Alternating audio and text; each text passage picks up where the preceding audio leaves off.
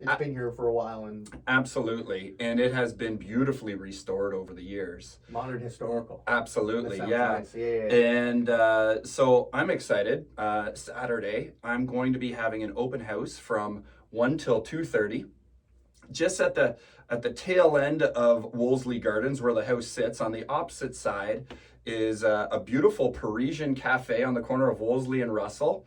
And I've arranged to have coffee and fresh baked French croissants at the open house. You're going all out There's for these guys. Yeah, and there's a really renowned local artist named Jennifer Elliotson who has arranged to have all of her paintings displayed within this home. So it's almost like a living gallery. Damn. And we're making this really cool experience for not only the community of the Fitzgerald neighborhood, but also to the public at large to come in, experience the home, maybe fall in love with the home, and just see it. It's got a beautiful magnolia out front that's in bloom, mature gardens out back. It's really a home that needs to be seen in person to be appreciated.